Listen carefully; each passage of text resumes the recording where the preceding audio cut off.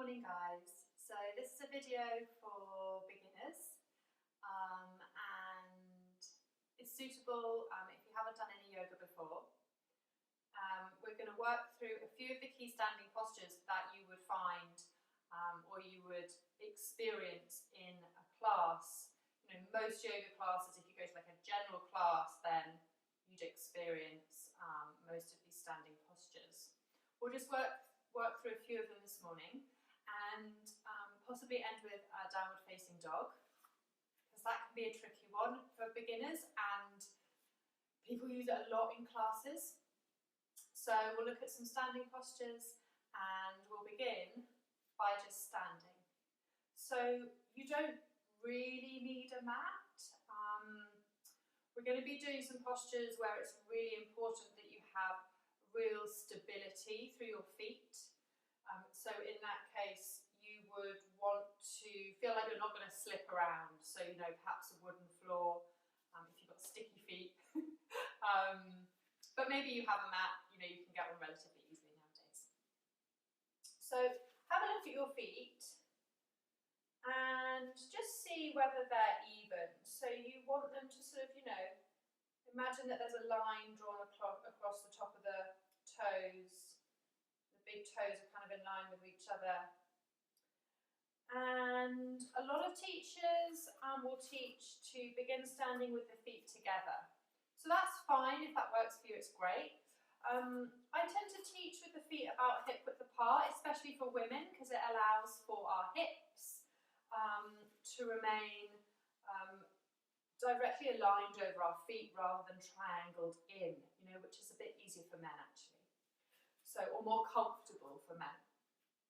So stand with your feet hip width apart, and if you're not sure what hip width apart is, then take your hands into two fists, and you can bend the knees as you come down to just place the fist between the feet, and that's your hip width, okay? So that's your measurement with your feet for your hips.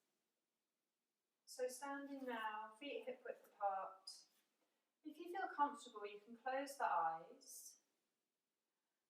And just begin to notice where the weight's going in the feet. And see if you can now disperse the weight a little bit more evenly through the feet. So, you know, if you're falling back into the heels a little bit, balance it by putting some weight into the toes, the base of the toes. When I say the base of the toes, I mean this part of your foot here, not these bits.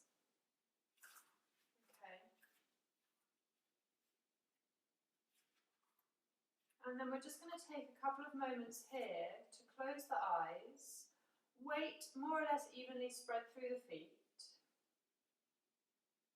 to take a few breaths. So as you inhale, you could perhaps imagine the breath coming up through the earth, in through the soles of the feet, and moving all the way up to the crown of the head. And as you exhale, back through the body, from the crown of the head, all the way through the body, down through the soles of the feet to strengthen that connection with the earth beneath us. So just take a few breaths like that. Inhaling through the soles of the feet all the way up to the crown of the head, and exhaling down through the crown of the head, through the body, back down to the feet, into the earth.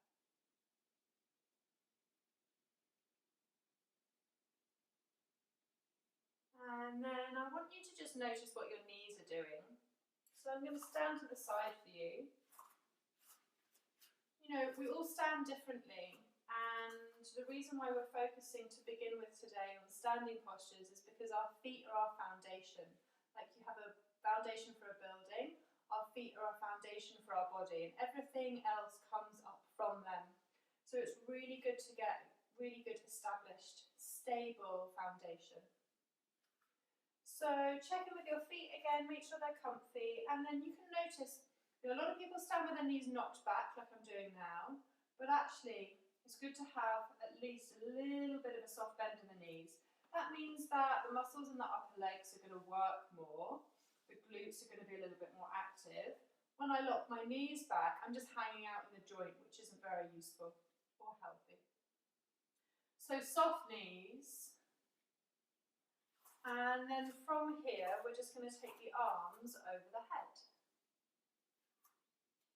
So take the arms over the head. Fingers can be, kind of gently spread. And then just notice what you've done with your shoulders. So a lot of people take their arms up and their shoulders come up around their ears. Sink the shoulders back down. Keep noticing that connection to the floor with the feet. Soft knees. And keep reaching up now through the fingertips while keeping the shoulders down. So you may already begin to feel this in the shoulders and the arms because it can be quite strong holding your arms up. And there's a lot of having your arms up in yoga. Okay. So from here then you're just going to take the arms down and then we're going to just move with the breath. So as you inhale, take the arms up and take the gaze towards the thumbs, keep the shoulders down.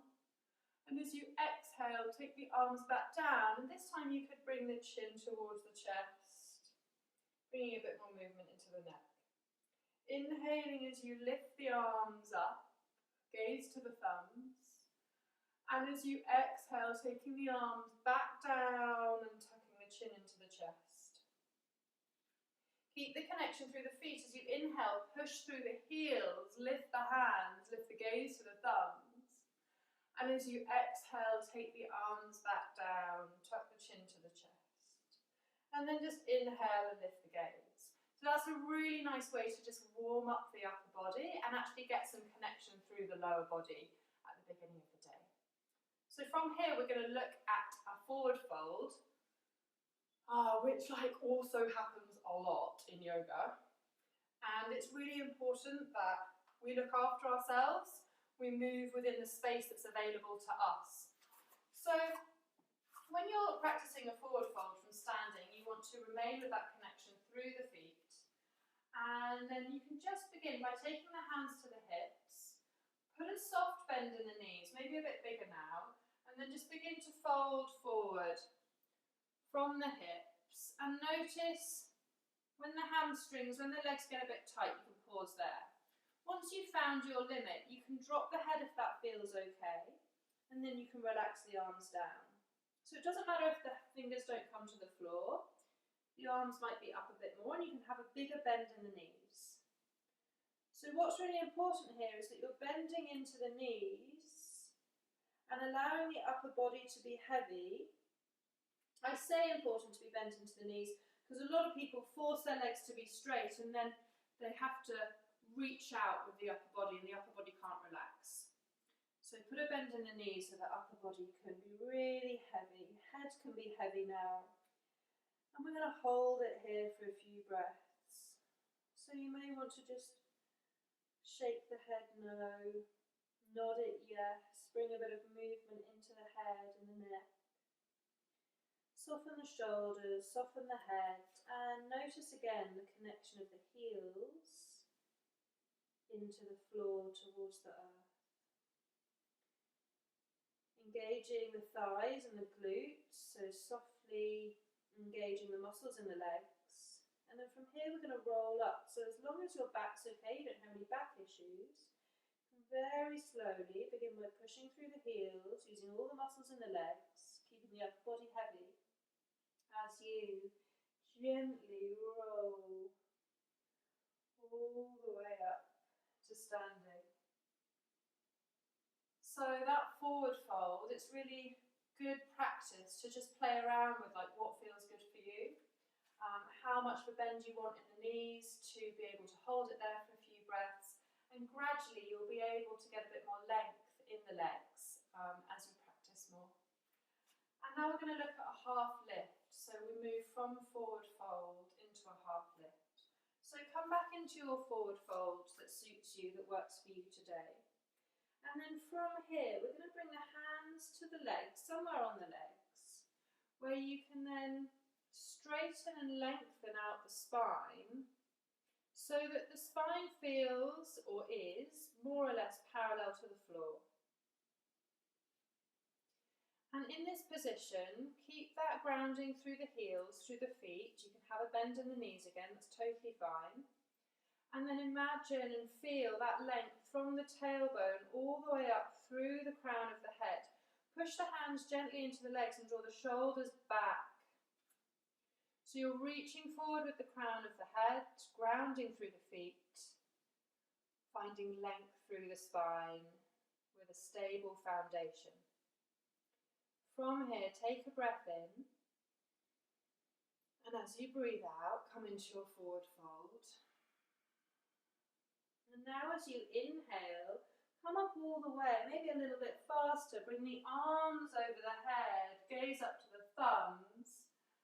And then as you exhale, bring the hands back down. So that's a forward fold and a half lift in your standing posture. And then we're going to work with warriors. So you want to stand at the front of your mat and you want to just take a nice step back with your right foot so you feel comfy. And then if you feel a bit unstable at this point, take the feet. So imagine they're on train tracks about hip width apart rather than the back foot directly behind the front foot, because otherwise it's going to be harder to balance. So for warrior one, your back foot wants to be slightly pointing out to the right, but your hips want to stay facing forward, so aligned with those train tracks that you're imagining. And then from here, we can bend into that front knee, and we're lifting the upper body out of the pelvis, so we're not leaning forward into it. We're holding our pelvis, drawing the belly into the spine and lifting from the pelvis up. And now notice the connection again with the feet. So back heel is pushing down, connected to the earth. Front heel really pushing down, connected to the earth. Notice the engagement of the muscles in both legs. And from here, you can then take the arms up towards the sky and make sure the shoulders stay soft. When I say soft, I don't mean sort of not doing anything. I just mean relaxed down, so they're not up round the ears like we did before.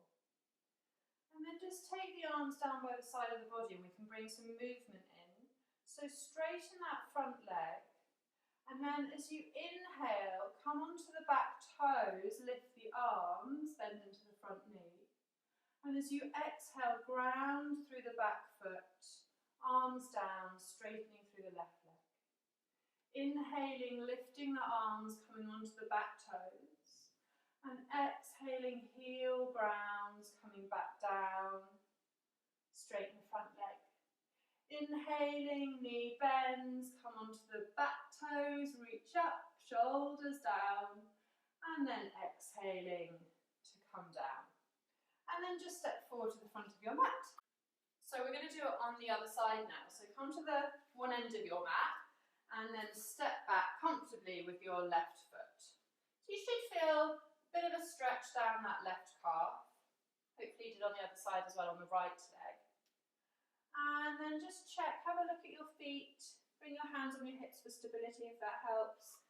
And just get that feeling that the feet are on train tracks about hip width apart for stability, that strong foundation. And then the left foot can be slightly pointed out, but the hips are facing forward. And then bending into that front knee, and we'll pause here for a couple of breaths. So really push through that back heel and through that front heel. Draw the belly into the spine and lift the upper body out of the pelvis so you're not leaning forward into it. And then from here we can take the arms up. And keep reaching up with the fingers even though you're keeping the shoulders down. So you've got that energy of reaching up and relaxing the shoulders down. And then from here, we can take the arms down, straighten through that front leg. And as you inhale, come up onto the back toes, reach the arms up, bend into the front knee. And as you exhale, come down. Straighten the front leg, back heel grounds. Inhaling, reaching up, bend into that front knee, back toes, back heel comes up. Exhale, back heel down, straighten that front leg, arms by the side. One more time. Inhaling, arms reach up, bend into that front knee, come onto the back toes. And as you exhale, back, heel down, arms by the side, and straighten that front leg. And then you can just turn towards the side of your mat. And now you should have a nice kind of wide stance with the feet. Make sure it's not too wide, so you feel like your feet are gonna go to the splits. If you can go to the splits. And I can't go into the splits, so I don't know what it feels like. So take your feet, so you feel like, there's a nice distance between them. And then you're going to turn your right foot to the front of the mat. And you're going to bring your left foot in about 45 degrees. We're coming into Warrior Two now. From here, make sure, you see I was knocking my knee back, so we're going to bend into that front leg so the knee becomes more or less over that ankle. And if you feel at this point like you want to make the distance between the feet shorter or wider, then you can. So I'm just going to make it a little bit wider. Okay. And then notice the feet.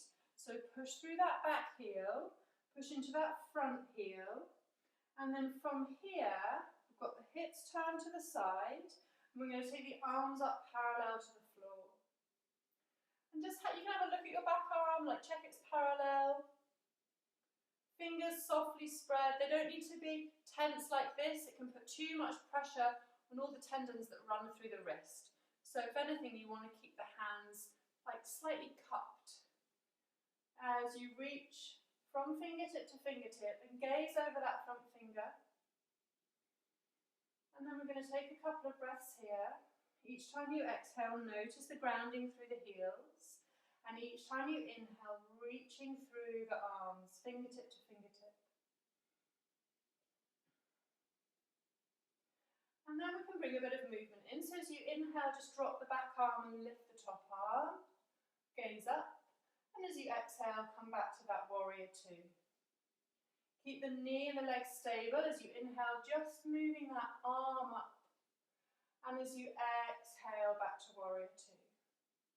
One more time, inhaling, reaching the top arm up as you drop the back onto the leg, and exhaling back down. And then inhale here, reach through the hands, and as you exhale, release the arms down. You can just turn your feet now, so the left foot faces towards the back or the front, whichever way your mat is, whatever's back and front to you, if that makes sense. And then you've got your right foot now pointing in about 45 degrees, and the left foot facing forward or back, and then you're going to take your knee, more or less, over the ankle. So make sure it doesn't go over the ankle. Should have said that on the other side. Just take it over that ankle. Adjust the distance between your feet if you need to. And then take the arms parallel to the floor. Check the back arm. There we go. And maybe just again checking in that the shoulders are dropped, not all the way up around your ears. And then we're reaching through from fingertip to fingertip. As we ground through the heels, check you can see your front toe. And then as you inhale, lift that left arm up, drop the right back. And as you exhale, come back to your Warrior Two. Inhale as you reach through the left, dropping the right towards the leg, and exhaling back. And then inhaling one more time, reach up through that left arm, drop the right arm back, and exhaling down. And inhale here as you reach through your fingers, and exhale, release the arms. Turn the feet towards the side of the mat, and you can just heel, toe the feet together.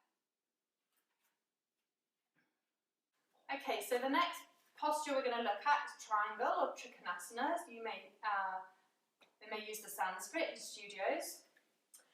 And we'll do this posture, then we'll look at a balance, we'll look at tree, and then we'll look at downward dog before we finish. So For Trikonasana, take your feet wide again, and then you want to turn your right foot to the front and your left foot in about 45 degrees. So it's a bit like the footing for Warrior Two, but normally people have their legs a little bit closer together because we're not going to bend into this front leg this time. Take your left hand to your hip and then just float your right arm up so it's parallel to the floor. Now, if you go practice in a studio, lots of people really want to get their hand to the floor, but I'll just show you something I was taught once. We can all just bend over and get our hand to the floor, okay? So what we want to do is keep integrity within the body so we get a really nice lateral stretch and work the legs. So again, make sure you're not knocking that front knee back. And then you're just going to reach over as far as you can comfortably. And then you're just going to float that arm down till it comes to the leg. Once you've found the leg there, you can keep the left hand on the hip, or you could reach that left hand up towards the sky. So we can hold Trikonasana here for a few breaths. And as you inhale, keep reaching through that top arm, or if the hand's on the hip, then just feel a lengthening through the spine, through the crown of the head. And as you exhale, feel a grounding down through the heels. Inhale to lengthen and exhale to ground. And then on your next inhale, lengthen one more time. As you exhale, turn the head to the floor, and then inhale, come all the way up. Exhale, release the arms down. And then we just change the feet over. So left foot straight now, pointing towards the top or the bottom end of the mat. And right foot in about 45 degrees. Make sure you're not locking that front knee, so the leg can be nice and strong and work. Right hand to hip, left arm floats up. And then just very gently, we're going to reach over. Make sure the legs are nice and strong, grounding through the heels. And then you're just going to float that hand down. And when it finds the leg, just rest it there. You're not putting too much pressure on the leg. And then you can keep the hand on the hip, or you can reach that arm up towards the sky. Make sure your neck's happy. If it's more comfortable to look down, you can keep looking down. And then remember, each time you inhale, find length through the crown of the head, maybe through that top arm if you're reaching up. And as you exhale, ground down through the feet, keep the legs nice and strong. Couple more breaths like that, inhaling, finding length. Exhaling, finding that stability and strength through the feet, all the way up the legs. And then next time you exhale, gaze down to that front foot and inhale, come back up. Exhale, drop the hands down, wiggle the feet back together, and then we're going to come into tree. So, tree is a balancing posture, and there's a lot of balancing as well that happens in yoga. So, we're going to begin by taking the weight onto the right foot, and just take the left toes to the floor, hands to the hips. So we're in no rush, so really strengthen that connection through that right foot by just really feeling as if you're pushing down into the earth. And then the right leg is strong, glutes are working. Draw the navel into the spine, so engage the core to help lift the upper body. And then from here, you can either stay here, work with the balance, just like this, tapping the toes, or maybe you could take the foot over the calf. So if you can find the foot over the calf, never put it over the knee, but you can pop it over the calf. If you've got a wall near you, you could you could find a wall. And if this is comfortable, you could take the arms up towards the sky, maybe a windy day, wobbly tree. The more you can wobble and stay, the more you can work on your balance. It's kind of a good practice. It could be like one of those machines, you know, that they pump air through.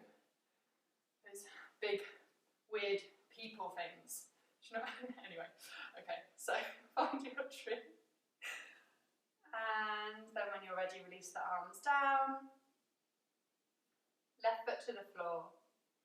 And then let's just take our feet a bit wider than hip width, hands to the hips. Just take the hips in a few circles. And then whichever way you're going, change direction, go the other way.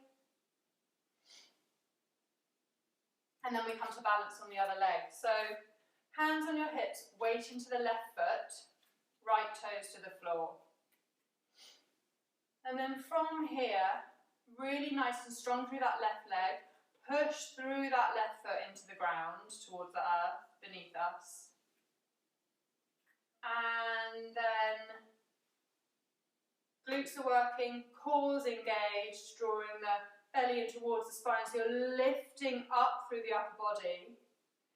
And then taking that foot, if you want to the calf. If it's more comfortable at the moment just to keep it tapping on the floor, you can do that. Otherwise, just bring it over that calf, not over the knee, remember. And then finding your balance here. It can help, I should have said this on the other side, but it can help to have something in the room you're focusing on.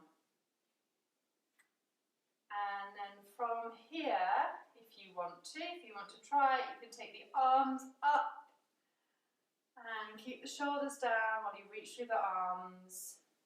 Same on the other side, maybe it's a windy tree. I mean, stay still if that's easier for you, if you want to work with that feeling of stillness in the balance. Otherwise, you can test your balance a bit by wobbling around a bit and being like one of those weird air people that you see in places. I've never seen one in real life, I don't think. Only on a video or something. Don't even know where I've seen one anyway. Okay. Take a couple of breaths.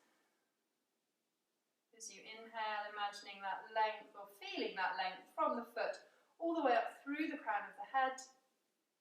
Exhale, ground through the left foot.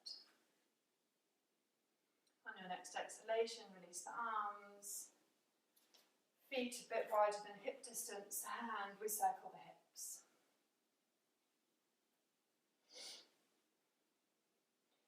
As you do this, keep a bend in the knees, go the other way. And just feel into the hips. You can move as slowly or as quickly as you like.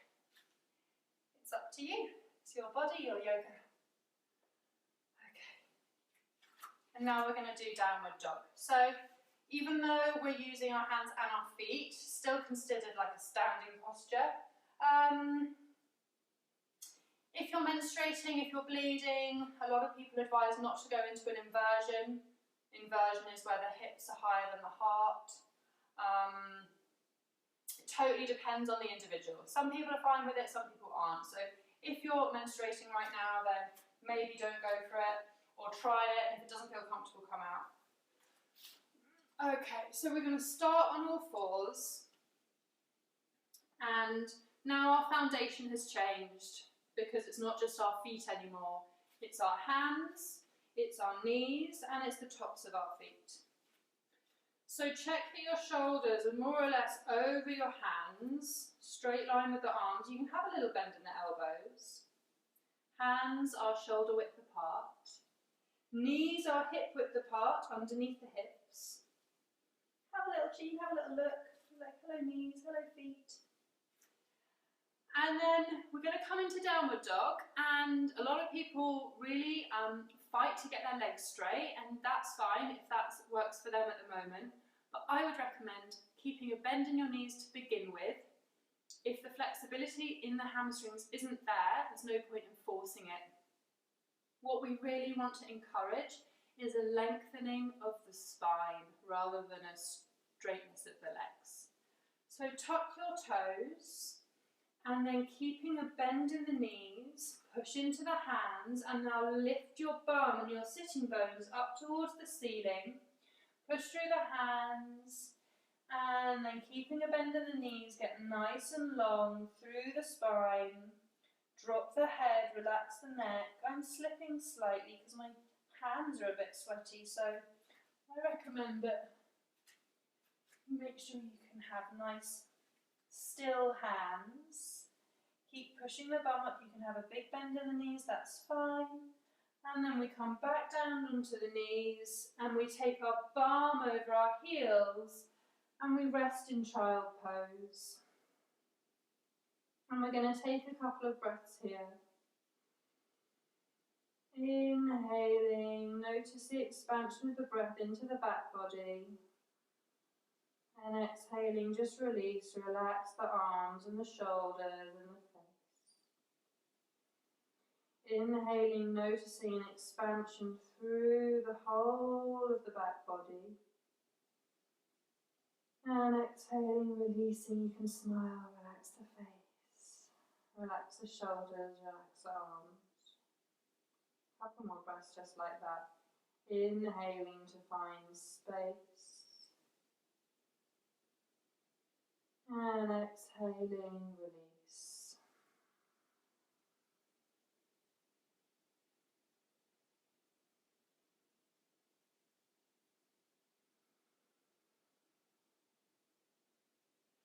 And then just come up onto all fours. And that's us done. So I always like to finish my practice with some words that support me, and you can use them too, or you can come up with your own. But I like to take my hands into a prayer position over my forehead and say, may I be blessed with kind thoughts. Take my hands over the mouth, may I be blessed with kind words.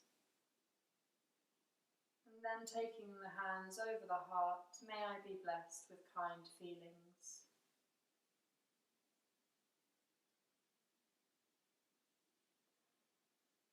So may you go well, and I hope that was useful, and it's a good bit of practice as well. Like the basics are really powerful and important, and I still do them all the time because they form that foundation that needs to stay strong for our practice. So I will see you soon. Okay, bye.